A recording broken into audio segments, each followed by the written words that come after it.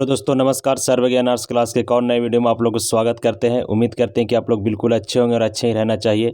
इस वीडियो में आज हम आप लोग को बताने वाले हैं क्लास 12 का जो हिस्ट्री है, और हिस्ट्री से आपका 100 ऑब्जेक्टिव प्रश्न जो मॉडल पेपर से होने वाला। ये मॉडल पेपर आपका 2023 में निकाला गया था। ये मॉडल पेपर से भी आपका कुछ न कुछ ऑब्जेक्टिव प्रश्न मिलेगा 2024 के बिहार बोर्ड में, क्योंकि इस वर्ष भी आपका मॉडल पेपर निकाला गया। उस मॉडल पेपर को हमने आपका 100 ऑब्जेक्टिव प्रश्न का सही उत्तर जो है इसे आपका वीडियो में दे दिए हैं। वो वीडियो आप नहीं देखे हैं तो डिस्क्रिप्शन में उसका हम लिंक दे देंगे, वो वीडियो को जाकर आप जरूर देख लीजिएगा। और एक बात कहना चाहते हैं कि अगर चैनल पर नए होंगे तो चैनल को सब्सक्राइब जरूर करिएगा, बेल आइकन को भी प्रेस करिएगा, ताकि जब भी हम आपके लिए कोई नई वीडियो लेकर आए तो नोटिफिकेशन आप तक सबसे पहले जाए। चलिए इसके बाद देखते हैं अगला, आगे की ओर बढ़ते हैं। और पहला प्रश्न इसमें क्या कहता है आपका, तो पहला प्रश्न इसमें पूछा है आपका, देखिए यहाँ पे कि 1857 के विद्रोह को किसने राष्ट्रीय विद्रोह कहा। तो 1857 के विद्रोह को राष्ट्रीय विद्रोह आपका कार्ल मार्क्स ने कहा था। कौन कहा था? Karl Marx. ऑप्शन ए इसका बिल्कुल सही आंसर हो जाएगा। हालांकि इसका इस प्रकार से एक और क्वेश्चन बनाता है कि 1857 के विद्रोह को किसने प्रथम स्वतंत्रता संग्राम विद्रोह कहा था। तो ये हो जाएगा आपका बी.डी. सावरकर, उसका होगा आंसर। जो प्रथम राष्ट्रीय कहेगा तो हो जाएगा वो क्या, बी.डी. सावरकर यानी विनय दामोदर सावरकर। लेकिन यहाँ पर पूछा है कि राष्ट्रीय विद्रोह किसने कहा, तो कार्ल मार्क्स ने कहा था। ऑप्शन ए इसका बिल्कुल सही आंसर, याद रखना है आप लोग के। अगला प्रश्न देखिए माय डियर स्टूडेंट, कहता है इसमें आपका कि बीबी घर कत्लेआम कहाँ हुआ था। तो बीबी घर कत्लेआम जो था से आपका कानपुर में हुआ था। कहाँ हुआ था? कानपुर में। ये कब हुआ था बाबू? तो ये 15 जुलाई 1857 ईस्वी को हुआ था। 15 जुलाई 1857 ईस्वी को हुआ था। यहाँ बीबी घर जो कत्लेआम था एक जगह, वहाँ पर सारी महिलाओं को मौत के घाट उतार दिया। और 16 जुलाई को क्या किया कि उनको कुआं में सारे शवों को डाल दिया गया। याद रखना कि 15 जुलाई 1857 ईस्वी को यह घटना घटा था। कहाँ? कानपुर। कानपुर आपका उत्तर प्रदेश में पड़ता है। क्लियर हो गया। चलिए 3 नंबर प्रश्न देखते हैं। 3 नंबर प्रश्न कहता है कि स्वेज नहर व्यापार के लिए कब खोला गया। हेतु का मतलब होता है के लिए, तो कब खोला गया? तो ये खोला गया आपका 1869 ईस्वी में। ऑप्शन बी इसका बिल्कुल सही आंसर है। 1869 ईस्वी में स्वेज नहर को आपका खोला गया। स्वेज नहर किसको किसको जोड़ता है? तो मान के चलिए कि देखिए स्वेज नहर है तो इधर है आपका लाल सागर, इधर क्या है, लाल सागर हो जाएगा। और इधर है आपका भूमध्य सागर, क्या है, भूमध्य सागर। तो लाल सागर को भूमध्य सागर से जोड़ता है, तो कौन सा जोड़ता है? तो स्वेज नहर जोड़ता है। ठीक है, ये आपका याद रखना है। अगला प्रश्न देखते हैं। 3 नंबर क्लियर हो गया। 4 नंबर प्रश्न देखते हैं। कहता है 7 द्वीपों का नगर किसे कहा जाता है। तो 7 द्वीपों का जो नगर है यह आपका मुंबई को कहा जाता है। किसे? 7 द्वीपों का नगर मुंबई को कहा जाता है, यानी बंबई दिया हुआ है, अब इसका नाम बदलकर मुंबई कर दिया गया। ऑप्शन ए इसका बिल्कुल सही और करेक्ट आंसर हो जाएगा। 5 नंबर प्रश्न कहता है अखिल भारतीय स्तर पर पहली बार जनगणना कब हुई थी। तो भारत में पहली जनगणना कब हुआ? तो 1871 ईस्वी में हुआ था। कब? 1871 ईस्वी में। इस समय गवर्नर जनरल कौन था? तो लॉर्ड मेयो था। कौन था? लॉर्ड मेयो था। लेकिन एक क्वेश्चन इस प्रकार से कई प्रकार से बनाता है क्वेश्चन जनगणना पर कि आपका भारत में प्रथम जनगणना जो था वह हुआ 1871 ईस्वी में। लेकिन आपका पूर्ण जनगणना कब हुआ? तो 1881 ईस्वी में हुआ। कब हुआ? 1881 ईस्वी में। इसका आंसर 1872 होगा। 1872 में, यानी 1872 ईस्वी में, सॉरी 1872 ईस्वी में हुआ था आपका प्रथम पहली जनगणना हुआ था 1872 ईस्वी में लॉर्ड मेयो के शासनकाल में। और 1881 ईस्वी में आपका संपूर्ण जनगणना हुआ था। ठीक है, ये आपको याद रखना है। अगला प्रश्न देखते हैं। 6 नंबर प्रश्न कहता है करो या मरो का नारा किसने दिया।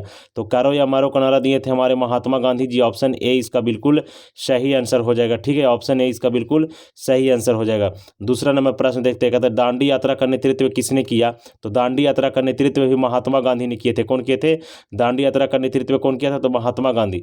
दांडी यात्रा कब हुआ? तो 1930 ईस्वी में। कब शुरू हुआ था? तो 12 मार्च 1930 ईस्वी को शुरू हुआ। 12 मार्च 1930 ईस्वी को शुरू हुआ और आपका 6 अप्रैल 1930 ईस्वी तक चला। 6 अप्रैल 1930 ईस्वी तक चला था यार दांडी मार्च। ठीक है, अगला प्रश्न देखते हैं। 7 नंबर क्लियर हो गया। 8 नंबर प्रश्न, चंपारण आंदोलन किस वर्ष शुरू हुआ था। तो चंपारण आंदोलन जो है आपका 1917 ईस्वी में हुआ था। और चंपारण आंदोलन कहाँ हुआ? तो बिहार के पश्चिमी चंपारण जिला में आपका चंपारण आंदोलन शुरू हुआ था। इस चंपारण आंदोलन का नेतृत्वकर्ता कौन थे? तो इसका भी महात्मा गांधी थे। कौन थे? महात्मा गांधी ही थे आपका इसका नेतृत्वकर्ता। तो इसका ऑप्शन डी इसका बिल्कुल सही और करेक्ट आंसर हो जाएगा। ठीक है बाबू, अगला प्रश्न देखते हैं। 9 नंबर प्रश्न कहता है इसमें कि गांधी जी यानी महात्मा गांधी के बचपन का नाम क्या था। तो महात्मा गांधी के बचपन का नाम आपका मोनिया हो जाएगा। ऑप्शन बी इसका बिल्कुल सही आंसर है। महात्मा गांधी का जन्म कब हुआ? कमेंट बॉक्स में कमेंट करके बताइए कि इनका जन्म कब हुआ था। 10 नंबर प्रश्न देखिए, कहता है इसमें कि गांधी जी ने असहयोग आंदोलन किस वर्ष शुरू किया था यानी प्रारंभ किया था। तो 1920 ईस्वी में जो है इसे आपका गांधी जी ने असहयोग आंदोलन शुरू किया था। 1920 के पहले खिलाफत आंदोलन 1919 में हुआ था। इसके पहले 1919 ईस्वी में आपका जालियांवाला बाग हत्याकांड हो गया। 1919 ईस्वी में रौलेट एक्ट कानून लगाया गया था।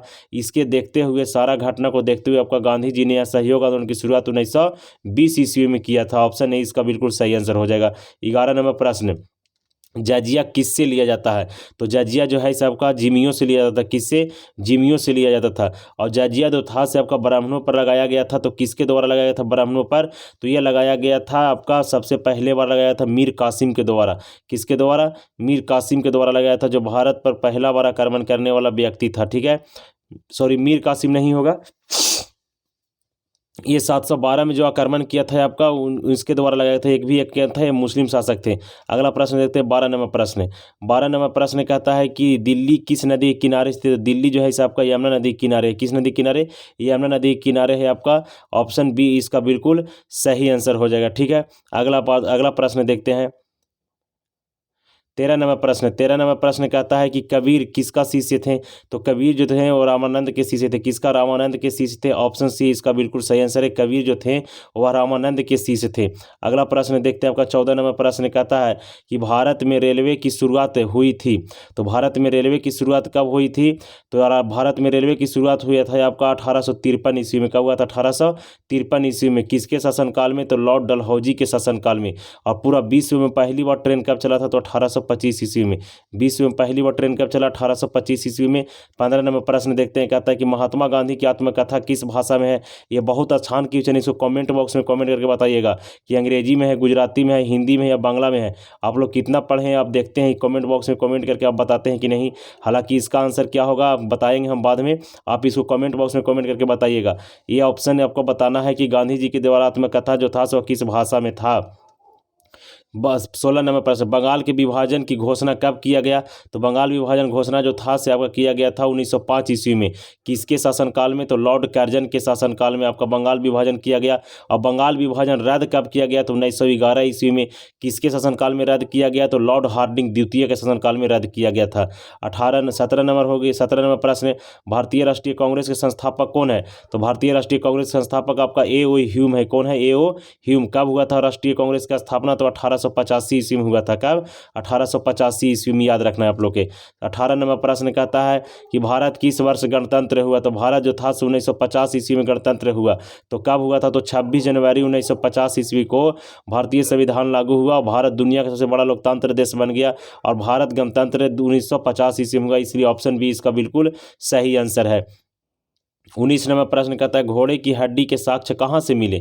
तो घोड़े की हड्डी का साक्ष्य जो मिला था वो आपका सुरकोतला से मिला था। कहाँ से? सुरकोतला से मिला था। ऑप्शन सी इसका बिल्कुल सही और करेक्ट आंसर हो जाएगा। ठीक है बाबू, अगला प्रश्न 20 नंबर देखिए, कहता है इसमें आपका कि सर्वाधिक प्राचीन स्मृति ग्रंथ कौन है? तो ये आपका सबसे प्राचीन जो स्मृति ग्रंथ है वो आपका है मनुस्मृति। कौन है? मनुस्मृति। मनुस्मृति ग्रंथ किसने लिखा था? तो मनु नामक व्यक्ति ने लिखा था। मनु नामक व्यक्ति ने मनुस्मृति लिखा था। 21 नंबर प्रश्न कहता है कि अलबरूनी का जन्म कहाँ हुआ? तो अलबरूनी का जो जन्म हुआ था वो कहाँ हुआ था, ये आपको बताना है। तो अलबरूनी का जन्म हुआ था ख्वारिज़्म में। कहाँ हुआ था बाबू? तो ख्वारिज़्म में जो हुआ था से आपका अलबरूनी का जन्म हुआ था। ठीक है, ख्वारिज़्म कहाँ पड़ता है? तो ये आपका पड़ता है उज्बेकिस्तान में, याद रखना है आपको। अगला देखते हैं, अगला प्रश्न कहता है इसमें कि रैयतवाड़ी बंदोबस्त कहाँ लागू किया गया? तो रैयतवाड़ी जो बंदोबस्त था वो लागू किया गया था आपका बम्बई और मद्रास में। कहाँ किया गया था? बम्बई और मद्रास में किया था रैयतवाड़ी व्यवस्था। ठीक है, रैयतवाड़ी व्यवस्था कहाँ लागू किया गया था? तो मुंबई और मद्रास में किया गया था। इसके बाद अगला प्रश्न देखते हैं। अगला प्रश्न, महालवाड़ी बंदोबस्त कहाँ लागू किया गया? तो महालवाड़ी व्यवस्था जो था सबका उत्तर प्रदेश के मध्य प्रांत में लागू किया गया था। उत्तर प्रदेश के मध्य प्रांत में लागू किया गया था। किसके द्वारा लागू किया गया था? तो लॉर्ड ब्लेजली के द्वारा लागू किया गया था। लॉर्ड ब्लेजली के द्वारा लागू किया गया था। अगला प्रश्न देखते हैं 24 नंबर, मुंडा विद्रोह का नेता कौन था? तो मुंडा विद्रोह का नेता जो हो जाएगा वह है आपका बिरसा मुंडा हो जाएगा। कौन हो जाएगा? बिरसा मुंडा। कमेंट बॉक्स में कमेंट करके बताइएगा कि आप लोग की मुंडा विद्रोह कब हुआ था। 25 नंबर प्रश्न है, फोर्ट विलियम कहाँ स्थापित किया गया? तो फोर्ट विलियम कहाँ स्थापित किया गया? तो ये कलकत्ता में किया गया फोर्ट विलियम स्थापित। ऑप्शन बी इसका बिल्कुल सही और करेक्ट आंसर हो जाएगा। 26 नंबर प्रश्न कहता है कि सर्व ऑफ इंडिया का गठन किया गया कब? तो सर्व ऑफ इंडिया का गठन किया गया था 1767 ईस्वी में। कब किया गया?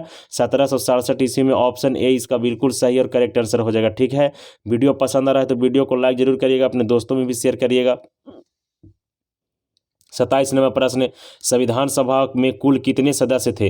तो हालांकि संविधान सभा में आपको 299 सदस्य होना था। कितना? 299 इसका सही आंसर हो जाएगा, लेकिन इसमें आपका 200 देता है आंसर। क्या देगा? 200 आंसर। तो याद रखना आपको कि 299 संविधान सभा में आपका सही आंसर होगा 299। कितना होगा? 299 सही आंसर। अगला प्रश्न, तलवंडी किसका जन्म स्थान है? तलवंडी आपका गुरु नानक का जन्म स्थान है। 1469 ईस्वी में आपका इनका जन्म हुआ था, गुरु नानक। और गुरु नानक जो थे आपका सिख धर्म के संस्थापक माने जाते हैं। सिख धर्म में आपका 10 गुरु हुए हैं। पहला गुरु थे आपका गुरु नानक जी, और इनका जन्म हुआ था कहाँ? तलवंडी। तलवंडी जो है आपका पाकिस्तान में पड़ता है। ठीक है, तो इसका सही आंसर हो जाएगा ऑप्शन नंबर बी। 29 नंबर प्रश्न, भारत का अंतिम मुगल बादशाह या शासक कौन था? तो बहादुर शाह जफर था। कौन था? बहादुर शाह जफर। यह भारत का अंतिम मुगल बादशाह था, जो था भारत का अंतिम मुगल बादशाह बहादुर शाह जफर। ऑप्शन डी इसका सही और करेक्ट आंसर हो जाएगा। 30 नंबर प्रश्न, कहता है महात्मा गांधी का जन्म कब हुआ? तो महात्मा गांधी का जन्म हुआ था 2 अक्टूबर 1869 ईस्वी के। 2 अक्टूबर 1869 ईस्वी को महात्मा गांधी का जन्म गुजरात के पोरबंदर नामक स्थान पर हुआ था। ठीक है, इनका मृत्यु कब हुआ था? तो 30 जनवरी 1948 ईस्वी को। 30 जनवरी 1948 ईस्वी को जो है से इनको क्या किया गया? गोली मार दिया गया था। नाथूराम गोडसे जो थे से गोली मार दिए थे गांधी जी के सीना में 3 गोली, और इनका मृत्यु हो गया 30 जनवरी 1948 ईस्वी को। इसीलिए प्रत्येक वर्ष भारत में 30 जनवरी को शहीद दिवस मनाया जाता है। कौन सा दिवस? शहीद दिवस मनाया जाता है। 31 नंबर प्रश्न देखिए, कहता है कि 1942 ईस्वी में कौन सा आंदोलन हुआ था? तो 1942 ईस्वी में खिलाफत आंदोलन हुआ। कौन सा आंदोलन? खिलाफत आंदोलन 1942 ईस्वी में। ऑप्शन ए इसका बिल्कुल सही आंसर हो जाएगा। खिलाफत आंदोलन का नेतृत्व 1942 ईस्वी में आपका भारत छोड़ो आंदोलन हुआ था। क्या हुआ था? भारत छोड़ो आंदोलन हुआ था 1942 ईस्वी में। खिलाफत आंदोलन 1919 ईस्वी में हुआ था। खिलाफत आंदोलन 1919 ईस्वी में। भारत छोड़ो आंदोलन 1942 ईस्वी में हुआ था। इसके बाद सविनय अवज्ञा आंदोलन 1930 में हुआ, और इसके बाद असहयोग आंदोलन 1920 में हुआ था। 1942 ईस्वी में आपका भारत छोड़ो आंदोलन हुआ। खिलाफत आंदोलन 1919 में हुआ। थोड़ा मिस्टेक हो गया था। अगला प्रश्न देखते हैं, कहता है सुभाष चंद्र बोस भारतीय राष्ट्रीय कांग्रेस के अध्यक्ष कब चुने गए? तो सुभाष चंद्र बोस जो थे से भारतीय राष्ट्रीय कांग्रेस के अध्यक्ष चुने गए थे 1938 ईस्वी में। कब चुने गए? 1938 ईस्वी में। ऑप्शन ए इसका बिल्कुल सही और करेक्ट आंसर हो जाएगा। अगला प्रश्न देखते हैं, काला कानून किसे कहा जाता है? तो काला कानून जो है इसे आपका रॉलेट एक्ट कानून को काला कानून कहा जाता है। रॉलेट एक्ट कानून कब लागू किया गया था भारत में? तो 1919 ईस्वी में किया गया था। तो रॉलेट एक्ट कानून को क्या कहा जाता है? काला कानून कहा जाता है। ऑप्शन ए इसका बिल्कुल सही और करेक्ट आंसर हो जाएगा। 39 नंबर प्रश्न, 34 नंबर प्रश्न, 1939 ईस्वी में फॉरवर्ड ब्लॉक की स्थापना किसने किया था? तो 1939 ईस्वी में फॉरवर्ड ब्लॉक की स्थापना किया था आपका सुभाष चंद्र बोस ने। ऑप्शन नंबर डी इसका बिल्कुल सही आंसर है। 35 नंबर प्रश्न कहता है कैबिनेट मिशन किस वर्ष भारत आया था? तो कैबिनेट मिशन जो है इसे भारत आया था 1946 ईस्वी में। कब आया था? 1946 ईस्वी में कैबिनेट मिशन भारत आया था। ऑप्शन सी इसका बिल्कुल सही आंसर है। 35 हो गया। 36 नंबर प्रश्न, मुस्लिम लीग द्वारा मुक्ति दिवस कब मनाया गया? तो 22 दिसंबर 1939 ईस्वी को। मुक्ति दिवस कब मनाया गया मुस्लिम लीग के द्वारा? तो 22 दिसंबर 1939 ईस्वी को मनाया गया था। ऑप्शन डी इसका बिल्कुल सही आंसर है। अगला प्रश्न, भारत का विभाजन ब्रिटिश शासन को किस योजना का परिणाम है? तो माउंटबेटन योजना हो जाएगा। इसका सही आंसर क्या हो जाएगा? माउंटबेटन योजना। माउंटबेटन योजना कब बनाया गया था? तो 1947 ईस्वी में बनाया गया था, और इसी योजना के तहत भारत को आज़ादी मिला था। भारत को आज़ादी मिला था। भारत जो था से विभाजन भी हुआ था। पाकिस्तान एक अलग बना मुल्क और भारत एक अलग मुल्क बना था, इसलिए इसका सही आंसर हो जाएगा ऑप्शन नंबर ए। अगला प्रश्न देखते हैं, कहता है सीधी कार्रवाई की धमकी किसने दिया था? यानी सीधी कार्रवाई की जो धमकी था सो मुस्लिम लीग ने दिया था। कौन दिया था? मुस्लिम लीग। ऑप्शन बी इसका बिल्कुल सही आंसर है। मुस्लिम लीग की स्थापना 1906 ईस्वी में हुआ था, और यह बांग्लादेश की राजधानी ढाका में हुआ था। कहाँ हुआ था? ढाका में इसका स्थापना हुआ था। सलीम उल्ला खां और आगा खां, सलीम उल्ला खां और आगा खां दो व्यक्तियों ने मिलकर मुस्लिम लीग की स्थापना 1906 ईस्वी में बांग्लादेश की राजधानी ढाका में किया था। ठीक है, अगला प्रश्न कहता है कि स्वतंत्र भारत का प्रथम गवर्नर जनरल कौन था? स्वतंत्र भारत का प्रथम गवर्नर जनरल जो हो जाएगा ये लॉर्ड माउंटबेटन हो जाएगा। कौन हो जाएगा बाबू? Lord Mountbatten. हालांकि अगर जो कहता है कि स्वतंत्र भारत का प्रथम भारतीय गवर्नर जनरल तो सी राजगोपालाचारी होता, लेकिन इसका सही आंसर है ऑप्शन नंबर ए। 40 नंबर प्रश्न कहता है कि भारतीय संविधान के अध्यक्ष कौन थे? तो भारतीय संविधान के अध्यक्ष थे आपका डॉक्टर राजेंद्र प्रसाद। ये आपका अस्थाई अध्यक्ष बने। क्या बने? अस्थाई अध्यक्ष। लेकिन अस्थाई अध्यक्ष पूछेगा तो सचिदानंद सिन्हा हो जाएगा। कौन हो जाएगा? सचिदानंद सिन्हा। ठीक है, अगला प्रश्न देखते हैं। 41 नंबर कहता है कि मोहनजोदड़ो किस नदी के किनारे स्थित है? तो मोहनजोदड़ो जो है ये आपका सिंधु नदी के किनारे हो जाएगा स्थित। कौन नदी के किनारे? तो सिंधु नदी के किनारे कौन है? तो मोहनजोदड़ो आपका जो हो जाएगा से सिंधु नदी के किनारे स्थित था। क्लियर। अगला प्रश्न देखते हैं। मोहनजोदड़ो की खोज 1922 ईस्वी में किसने किया? तो मोहनजोदड़ो का जो खोज है 1922 ईस्वी में आपका राखालदास बनर्जी ने किया था। कौन? राखालदास बनर्जी में ऑप्शन 20 का बिल्कुल सही आंसर है। राखालदास बनर्जी को शॉर्ट में आरडी बनर्जी भी बोलते हैं। कौन बनर्जी? आरडी बनर्जी भी बोला जाता है राखालदास बनर्जी को। ऑप्शन बी इसका बिल्कुल सही और करेक्ट आंसर हो गया। अगला प्रश्न देखते हैं। कालीबंगा कहाँ स्थित है? तो कालीबंगा आपका राजस्थान में स्थित है। कहाँ? राजस्थान में। कालीबंगा एक जो है इसे हड़प्पा सभ्यता का नगर है। इसका अर्थ होता है काली चूड़ी। क्या होता है? काली चूड़ी अर्थ होता है इसका कालीबंगा का। आपका जो जोते हुए खेत का जो साक्ष्य मिला था वह कालीबंगा से ही मिला था। ठीक है, अगला प्रश्न 44 नंबर देखते हैं। 44 नंबर प्रश्न इसमें पूछा है आपका कि सिंधु घाटी सभ्यता में गोदीवाड़ा का संबंध कहाँ से मिला? तो ये मिला था आपका कहाँ से? तो लोथल से मिला था। कहाँ? लोथल। लोथल कहाँ है बाबू? तो गुजरात में है। लोथल कहाँ है? गुजरात में। आपका क्या है? तो लोथल है। ठीक है, और गुजरात में लोथल है। तो लोथल किस नदी किनारे है? तो लोथल जो होगा से आपका भोगवा नदी किनारे बसा था। कहाँ? भोगवा नदी किनारे। इसका आंसर ऑप्शन नंबर डी सही हो जाएगा। अगला प्रश्न देखते हैं। 45 नंबर प्रश्न कहता है कि निम्नलिखित देवताओं में से कौन सैंधव सभ्यता के प्रमुख देवता थे? तो ये आपका इसका सही आंसर हो जाएगा जो इनका शिव जो थे पशुपति शिव। आप लोग सुने होंगे जब चैप्टर पढ़े होंगे तो इसका बी आंसर बिल्कुल सही और करेक्ट हो जाएगा। अगला प्रश्न, अशोक का संबंध किस वंश से है? अशोक का संबंध जो है इसे मौर्य वंश के। कौन वंश से? मौर्य वंश से। मौर्य वंश के संस्थापक आपका चंद्रगुप्त मौर्य है। कौन है? चंद्रगुप्त मौर्य। चंद्रगुप्त मौर्य के बेटा था आपका बिंदुसार। कौन था बाबू? बिंदुसार। और बिंदुसार का बेटा कौन था? तो अशोक था बिंदुसार का बेटा। इसलिए इसका सही आंसर ऑप्शन नंबर डी हो जाएगा। 47 नंबर प्रश्न देखते हैं। 47 नंबर, मेगास्थनीज भारत में किसके दरबार में आया था? तो मेगास्थनीज जो था से आया था आपका चंद्रगुप्त मौर्य के दरबार में। मेगास्थनीज किसका राजदूत था? तो आपका सेलुकस निकेटर का था। किसका? सेलुकस निकेटर का जो था से आपका क्या था? सेलुकस निकेटर का आपका यह राजदूत था। जो सेलुकस निकेटर था यही भेजा था आपका चंद्रगुप्त मौर्य के दरबार में। और मेगास्थनीज जब आए इनके दरबार में तो इंडिका नामक पुस्तक लिखा। क्या लिखा? इंडिका नामक पुस्तक लिखा था। तो इंडिका नामक पुस्तक किसके द्वारा लिखा गया? मेगास्थनीज के द्वारा। मेगास्थनीज किसका राजदूत था? तो सेलुकस निकेटर के। मेगास्थनीज किसके दरबार में आया था? तो चंद्रगुप्त मौर्य के दरबार में आया था। 48 नंबर प्रश्न, महाभाष्य के लेखक कौन है? तो महाभाष्य के लेखक जो है इसे आपका हो जाएगा इसमें से पतंजलि। कौन हो जाएगा? पतंजलि हो जाएगा आपका महाभाष्य के लेखक है। अगला प्रश्न देखते हैं 49 नंबर, प्रयाग प्रशस्ति का संबंध किस गुप्त शासक से है? तो प्रयाग प्रशस्ति का जो संबंध है वो आपका समुद्रगुप्त से। किससे? समुद्रगुप्त से है। तो प्रयाग प्रशस्ति अभिलेख किसने लिखा? तो हरिसेन ने लिखा था। किसने? हरिसेन। याद रखना हरिसेन के द्वारा लिखा गया था प्रयाग प्रशस्ति। और ये प्रयाग प्रशस्ति किसके से संबंधित है? तो आपका समुद्रगुप्त से संबंधित है। भारत का नेपोलियन किसे कहा जाता है? कमेंट बॉक्स में कमेंट करके बताइएगा कि भारत का नेपोलियन किस शासक को कहा जाता है। इसके बाद देखिए 50 नंबर, किस शासक को प्रियदर्शी कहा जाता है? तो अशोक को आपका प्रियदर्शी कहा जाता है। ऑप्शन ए इसका बिल्कुल सही और करेक्ट आंसर हो जाएगा। 51 नंबर प्रश्न कहता है गौतम बुद्ध का जन्म कब हुआ? तो गौतम बुद्ध का जन्म 563 ईसा पूर्व में हुआ था। कब हुआ था? 563 ईसा पूर्व में जो है इसे आपका गौतम बुद्ध का जन्म हुआ। और इसके बाद इनका मृत्यु कब हुआ? तो 80 वर्ष की उम्र में इनका मृत्यु हुआ था। कितना वर्ष की उम्र में? 80 वर्ष की उम्र में इनका क्या हो गया? मृत्यु हो गया था। कितना वर्ष की उम्र में बाबू? 80 वर्ष की उम्र में मृत्यु हो गया। तो मृत्यु कब होगा?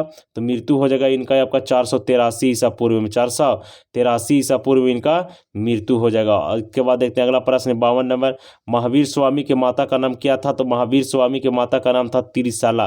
क्या नाम था? त्रिशाला। महावीर स्वामी जो जैन धर्म के 24वें तीर्थंकर थे उनका माता का नाम था आपका त्रिशाला। क्या नाम था? त्रिशाला जो नाम था उसका माता के नाम था। ठीक है, इसके बाद अगला प्रश्न देखते हैं। अगला प्रश्न है 53 नंबर, कहता है कि भारत में मुगल साम्राज्य की स्थापना कब हुई थी। तो भारत में मुगल साम्राज्य की स्थापना 1526 ईस्वी में हुआ था। कब?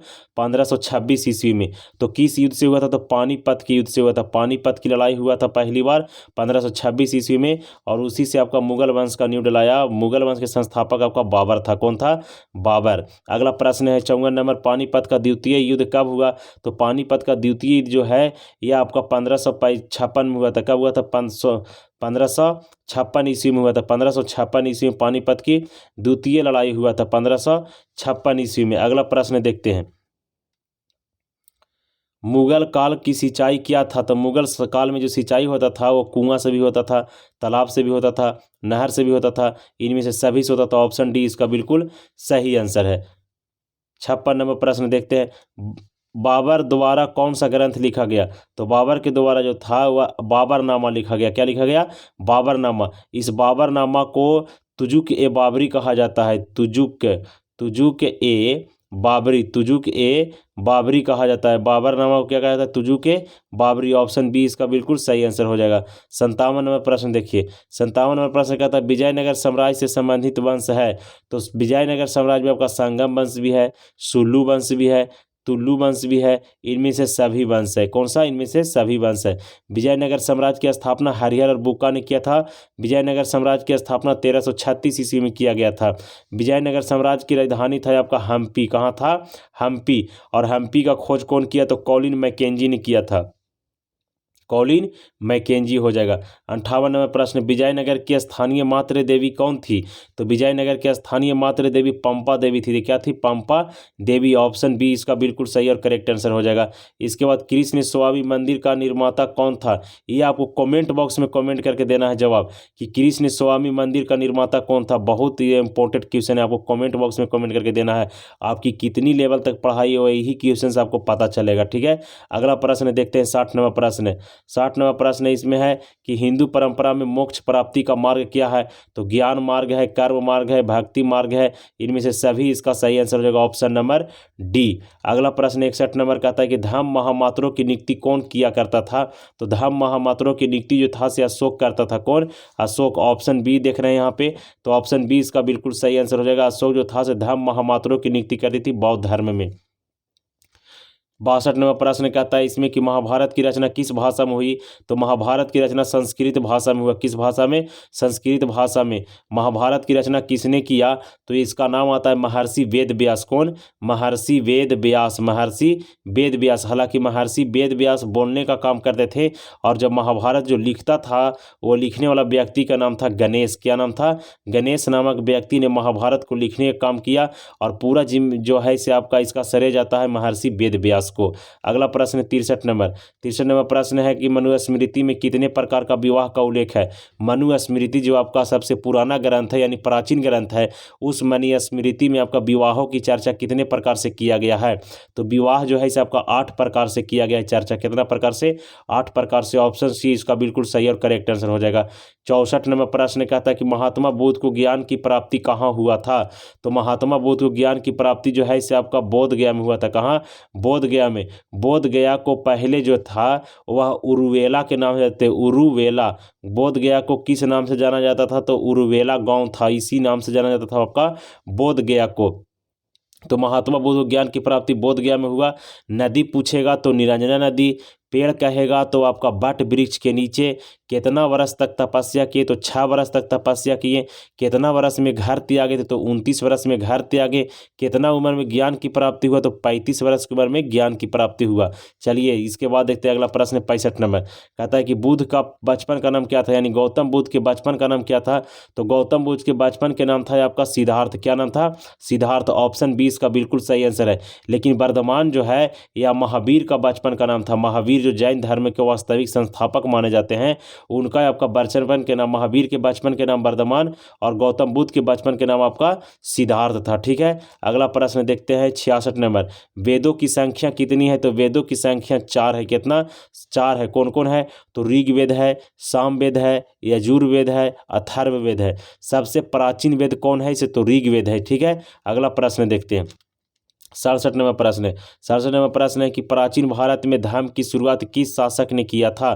तो प्राचीन भारत में धर्म की शुरुआत जो था से आपका सम्राट अशोक ने किया था। ऑप्शन बी इसका बिल्कुल सही और करेक्ट आंसर हो जाएगा। 67 नंबर क्लियर हो गया। 68 नंबर प्रश्न देखिए, कहता है कि किस ग्रंथ में आदम से लेकर अकबर के काल तक का इतिहास मिलता है। तो अकबरनामा जो लिखा गया है उसी में मिलता है आपका आदम से लेकर अकबर तक का काल का इतिहास। अकबरनामा, तो अकबरनामा कौन लिखा बाबू। तो अकबरनामा आपका अबुल फजल लिखा था। कौन। अबुल फजल जो थे वह अकबरनामा लिखा गया। और यह कितने जिल्द में था। तो 3 जिल्द में बटा हुआ था। कितने जिल्द में। 3 जिल्द में बटा हुआ था। और अगला प्रश्न देखते हैं, आईने अकबरी में भूमि को कितने भागों में बांटा गया। तो 4 भागों में बांटा गया था। कितने भागों में। 4 भागों में। लेकिन कहेगा कि आईने अकबरी को कितने भाग में बांटा गया। तो 5 भाग में। याद रखना है, आईने अकबरी को कितने भाग में। 5 भाग में। लेकिन आईने अकबरी में भूमि को कितने भाग में। तो 4 भाग में। अकबरनामा को कितने भाग में। तो 3 भाग में बांटा गया। अकबरनामा के तीसरे भाग को आईने अकबरी कहा जाता है। और आईने अकबरी और अकबरनामा किसने लिखा। तो आपका लिखा अबुल फजल ने लिखा था। अबुल फजल किसका दरबारी लेखक कवि था। तो अकबर का था। किसका। अकबर का। अगला प्रश्न 70 नंबर देखिए। 70 नंबर प्रश्न है कि मुगल दरबार में अभिवादन का तरीका निम्न में से कौन था। मतलब मुगल दरबार, जब मुगल दरबार लगता था माने मुगलों की, जिसमें आपका सभी शासक के नाम आपको याद रहना चाहिए कि मुगल वंश में कौन कौन सा राजा है। तो सुनिएगा ध्यान से। पहला हो जाएगा बाबर, इसके बाद हो जाएगा हुमायूं, इसके बाद हो जाएगा आपका अकबर, इसके बाद हो जाएगा आपका जहांगीर, फिर हो जाएगा शाहजहां, फिर हो जाएगा आपका औरंगजेब। तो ये सारे जो राजा थे उनके दरबार में जब कोई व्यक्ति जाता था तो उनको अभिवादन कैसे किया जाता, प्रणाम कैसे किया जाता था। इस प्रकार से इनका मीन में जो होगा वह कॉर्निश था, सजदा था, यहाँ पर सिजदा होगा, सिजदा था, इसके बाद पाइबोस था। इनमें से सभी जो था से आपका अभिवादन का भाग था। ठीक है। इसके बाद देखिए पैबोस जो है इसे ज़मीन को चूमना पड़ता था। साजदा में आपका लेट कर करना पड़ता था। इस प्रकार से तीनों के तीनों इसका सही आंसर हो जाएगा। 71 नंबर प्रश्न, वल्लभाचार्य का जन्म कब हुआ था। कहाँ हुआ था। तो वल्लभाचार्य का जन्म जो हुआ था सो वाराणसी में हुआ था। कहाँ। वाराणसी। ऑप्शन सी इसका बिल्कुल सही और करेक्ट आंसर हो जाएगा। 72 नंबर प्रश्न, निजामुद्दीन औलिया का दरगाह कहाँ है। तो निजामुद्दीन औलिया का जो दरगाह है वह आपका हो जाएगा आगरा में, दिल्ली में। कहाँ है निजामुद्दीन औलिया का दरगाह। दिल्ली में। ऑप्शन ए इसका बिल्कुल सही और करेक्ट आंसर हो जाएगा। 73 नंबर प्रश्न है इसमें, किताब उल रिहला किसके यात्रा वृत्तांत है। तो इब्न बतूता के द्वारा लिखा गया किताब उल रिहला। इब्न बतूता कहाँ के रहने वाला था। तो मोरक्को का रहने वाला था। कहाँ के। मोरक्को का रहने वाला था। मोरक्को कहाँ पड़ता है। तो अफ्रीका महादेश में पड़ता है। अगला प्रश्न देखिए, मध्ययुगीन यात्रियों का सरताज किस यात्री को कहा जाता है। तो मार्को पोलो को कहा जाता है। किसको। मार्को पोलो को। ऑप्शन बी इसका बिल्कुल सही आंसर है। कमेंट बॉक्स में कमेंट करके बताना है आप लोग को कि मार्को पोलो किस देश के रहने वाले थे। 74 हो गया। 75 नंबर प्रश्न, इब्न बतूता किसके शासनकाल में भारत आया होगा। इसका किसके शासनकाल में भारत आया। तो मोहम्मद बिन तुगलक के शासनकाल में वह भारत आया था। किसके शासनकाल में। मोहम्मद बिन तुगलक के शासनकाल में भारत आया था। 75 नंबर प्रश्न क्लियर हो गया। 76 नंबर प्रश्न देखिए, फ्रांसीसी बुकानन कौन था। तो फ्रांसीसी बुकानन आपका सर्वेक्षक था। क्या था। सर्वेक्षक। ऑप्शन डी इसका बिल्कुल सही हो जाएगा। अगला प्रश्न देखिए 77 नंबर प्रश्न, रैयतवाड़ी व्यवस्था में कृषि का भूस्वामी कौन होता था। रैयतवाड़ी व्यवस्था में कृषि का भूस्वामी कौन होता था। तो ये होता था भूस्वामी आपका किसान होता था। कौन। किसान होता था। ऑप्शन सी इसका बिल्कुल सही आंसर हो जाएगा। 78 नंबर प्रश्न, सिंधु और कान्हू किसका नेतृत्व किया करते थे। तो सिंधु और कान्हू जो है संथाल विद्रोह का नेतृत्व करता था। कौन। संथाल विद्रोह का सिंधु और कान्हू। संथाल विद्रोह कब हुआ। तो 1855 ईस्वी से लेकर 1856 ईस्वी के बीच में हुआ था संथाल विद्रोह। अगला प्रश्न देखते हैं 79 नंबर प्रश्न, कहता है कि रानी लक्ष्मीबाई को और किस नाम से जाना जाता है। तो रानी लक्ष्मीबाई को छबीली भी कहा जाता था, मनु भी कहा जाता था, मणिकर्णिका भी कहा जाता था।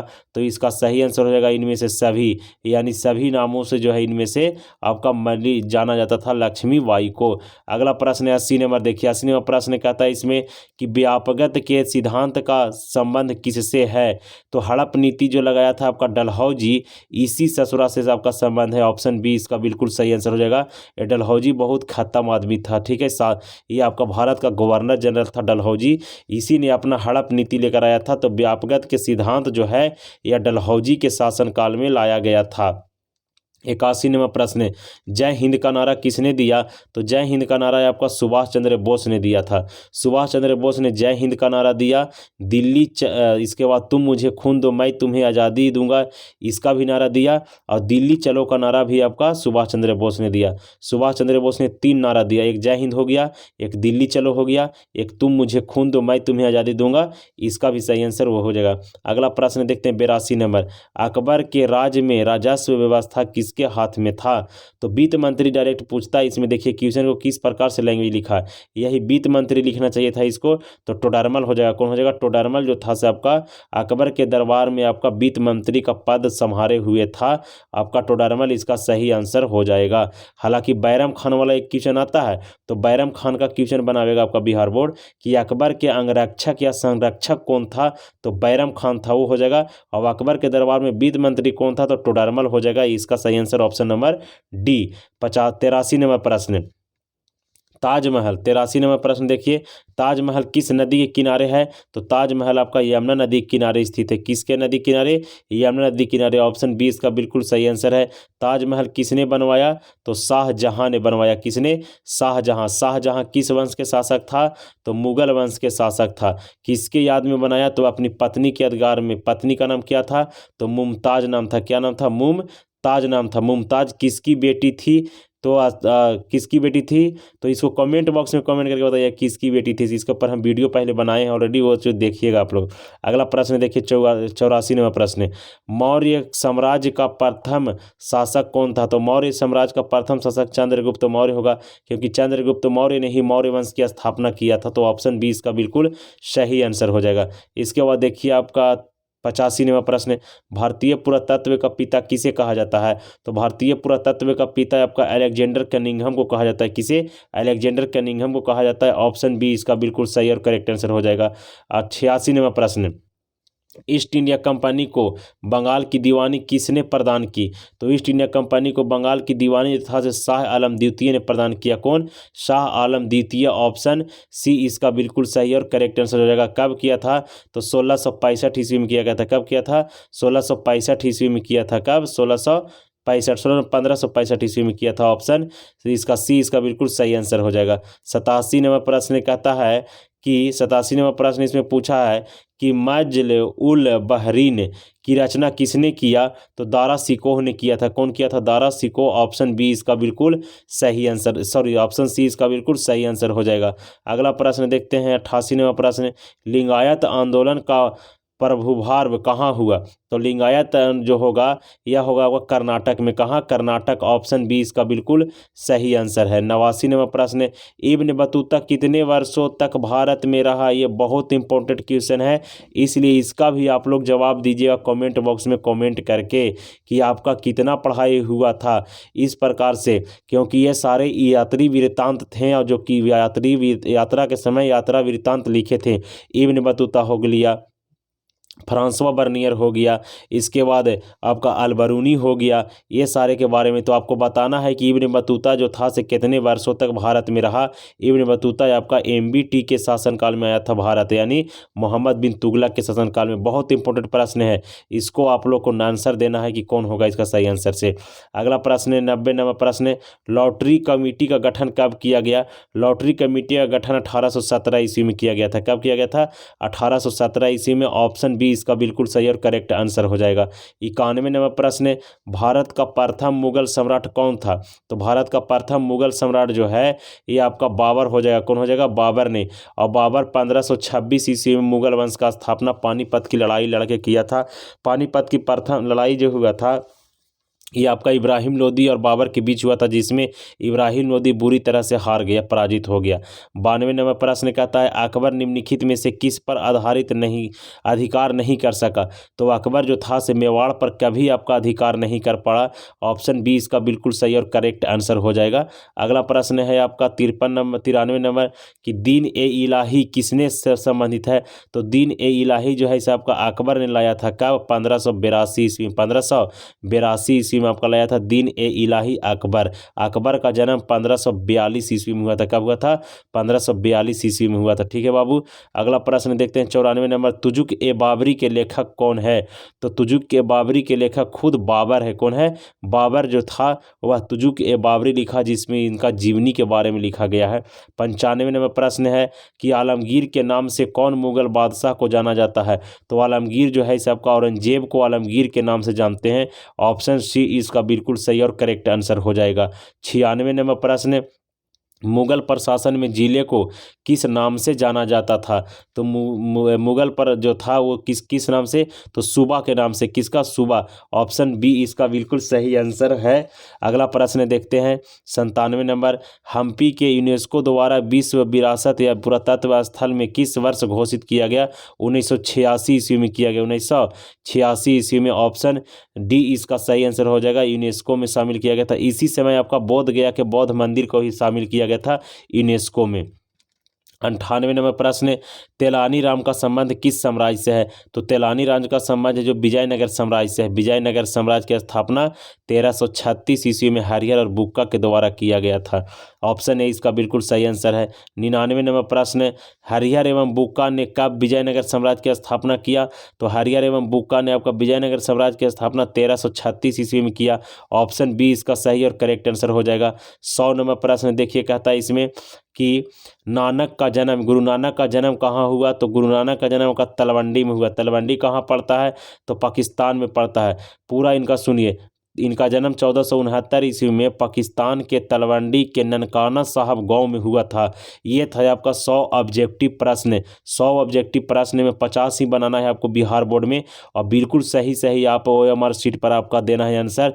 क्वेश्चन को पूरा पढ़िएगा तभी आप उसको जवाब दीजिएगा। बोर्ड में बैठिएगा एग्जाम देने के लिए तो घबराना नहीं है उसमें। ठीक है बाबू।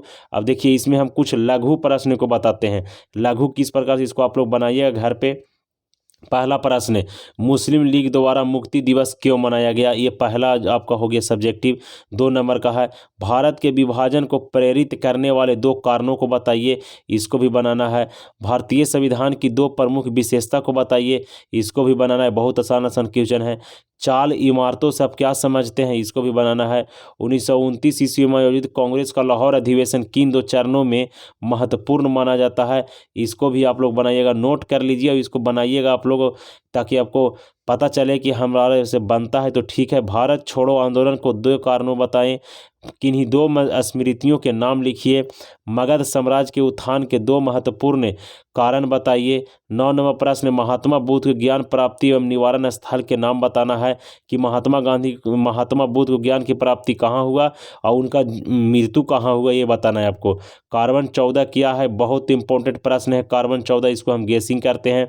11 नंबर प्रश्न, विश्व के किन्हीं 4 आश्चर्य के नाम बताएं। इसके बाद देखिए 12 नंबर प्रश्न, गुप्त काल के 2 प्रसिद्ध मंदिरों के नाम बताना है।